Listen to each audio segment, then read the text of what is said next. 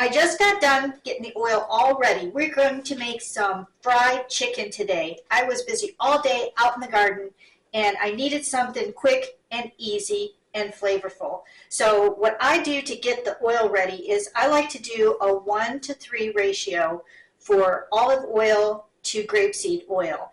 And the reason is because I do like the flavor of the olive oil, but I need the smoke point for the grapeseed oil in order to fry the chicken at the temperature I need it at. Now that we got our oil all mixed up, the next thing I did was took some boneless chicken breast and I cut it into strips that they're pretty much even. I cleaned up any extra fat or anything that was on it, and now we're ready to go. The next thing we need to do is to get our breading mixed up. There's actually 4 things we need to set this up. We have milk, and that works as a tenderizer. We have our flour, which is our initial coating. Then we dip it into our egg mixture, and I did it with a little bit of warm water added to the egg itself. Then the last thing we're going to make is the final outside coating that's going to be crispy. And the key to that is using panko.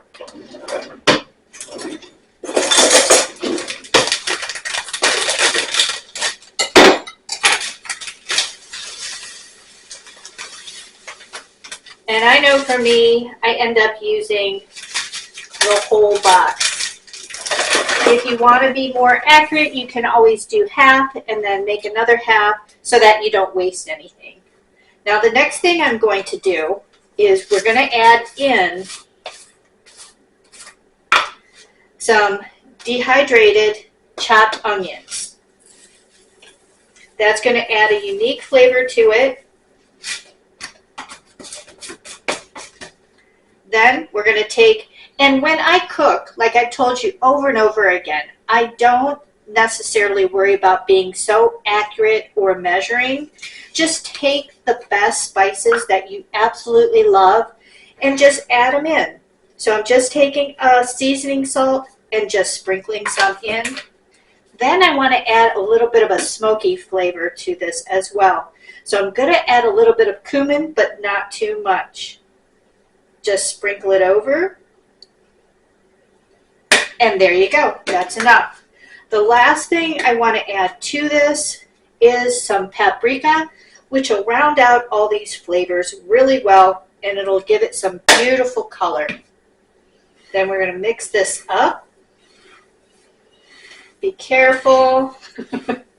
I should have put this in a bowl, but I did not.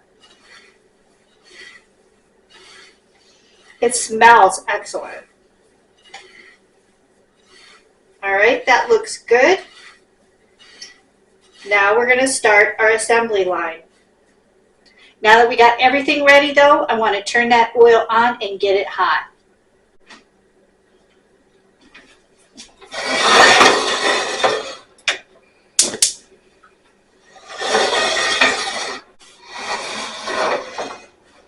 Now the easiest way to check when the oil is ready is to take a little bit of flour, drop it in, and when it sizzles, it's ready. In the meantime, we're going to take all of our chicken and put it into the milk. And we're going to let it soak in there until that oil comes up to the heat temperature that we need it. And then we'll be ready to assemble this and get it right into the oil.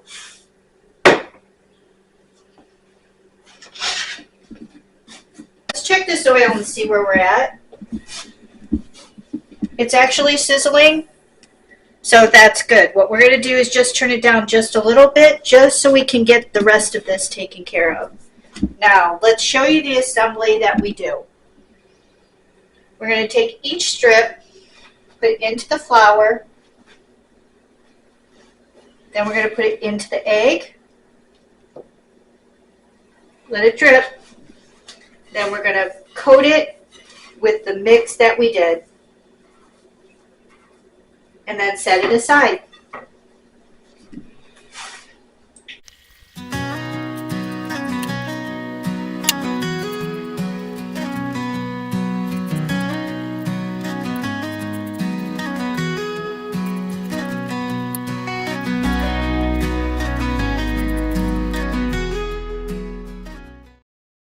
All right, now let me show you as far as when it comes to frying chicken, you want to try to get everything to bake or to fry evenly. So don't overstuff the pan because you don't want that temperature coming down. I also try to have pieces that are similar in size to cook, and then it has space all the way around where you're going to get even browning. Now, if you see that it's a little bit too hot, you can always turn it down just a little bit. You don't want the oil to be too cool though, because you need it hot to be able to get that internal temperature of the chicken to come up as well. Then just check the other side. It's not done yet.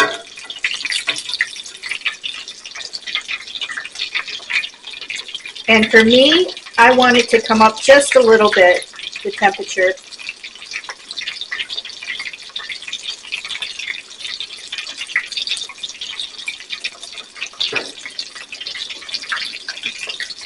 And you can see this first batch that I did, it's nice and crispy. And I like to put it on a cookie sheet, cover it with foil, and put it in the oven to stay warm until I get the rest of the dinner ready.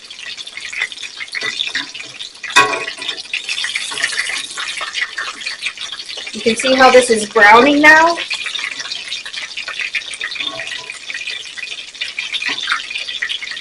And if you have hot spots, just move the chicken around.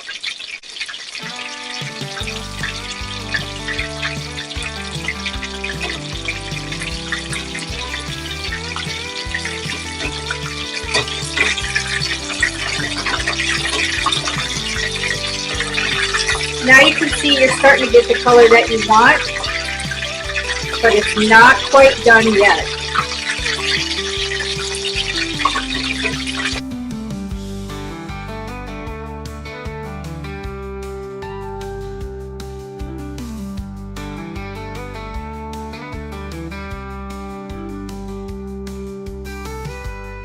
But if you see that the outside is getting too dark too quick, you want to turn that temperature down because you need to have that inside of that chicken strip to be cooked just like the outside. If you have it too high, you're going to brown the outside and the inside of the chicken is not going to be done. There's nothing wrong with checking it partway through and seeing if it's done. What I would do is cut one of the bigger pieces, cut it through, and then open it up in two. Now you can see a little bit of pink, so I would leave these a little bit longer. Now, what will make it easier for you as well is do smaller pieces. The thinner you have your meat, the quicker it's going to cook. So you control how thick it is, how big it is as far as the length, and you can control how long you have to have it in the oil. Now this one, I gave it a couple more minutes. Let's see. Now see how easy that goes through? I can tell you right now that that's done. You see how beautiful that is? That's all it takes.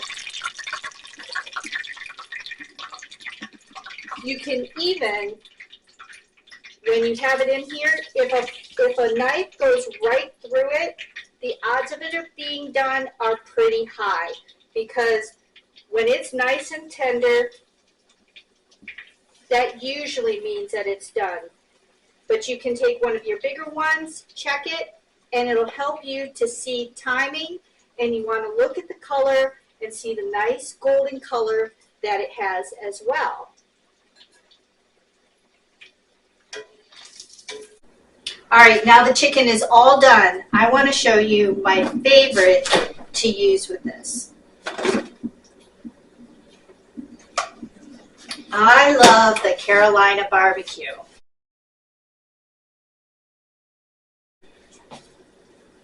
And this is nice and crispy. If you could just hear the crunch.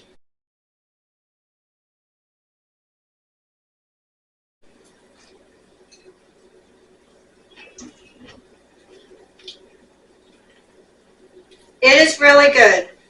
With all the different flavors that are in that top breading, You're gonna really like it. And for those who've never done fried chicken before, don't be shy. Give this recipe a try, and it's gonna be a hit.